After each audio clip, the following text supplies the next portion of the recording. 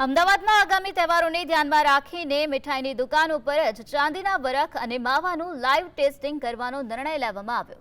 ગુરુવારે મળેલી સ્ટેન્ડિંગ કમિટીની બેઠકમાં નક્કી કરાયું છે કે મીઠાઈના વેપારીઓએ હવે પોતાની દુકાન ઉપર રેપિડ ટેસ્ટિંગ કિટ રાખવી પડશે। આ કિટની મદદથી મીઠાઈમાં વપરાયેલ ચાંદીનું વરખ, માવો અને કલર જેવા ઘટકોની ગુણવત્તાનું સ્થળ પર જ પરિણામ મેળવી શકાશે।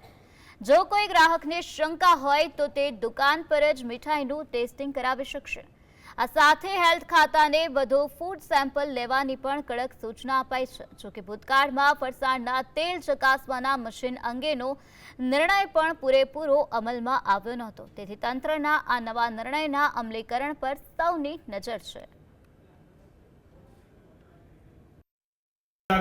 પોતે જ આવી કીટ રાખવી પડશે, જેથી કરીને કસ્ટમર જે આવે અને એને જે ઈચ્છા થાય એ પ્રકારના ટેસ્ટ ત્યાં સ્થળ ઉપર જ કરી શકે, જેથી એને ખબર પડે કે જે ખાદ્ય પદાર્થ ખાવાના છે એ કેટલા સુરક્ષિત છે। કયા પ્રકારના એકમો પર આ હાલ નિયમ લાગુ કરવાનો પ્રાથમિક તબક્કો? અત્યારે તો મીઠાઈઓ ખાસ કરીને જેમાં માવાનો વપરાશ થતો હોય છે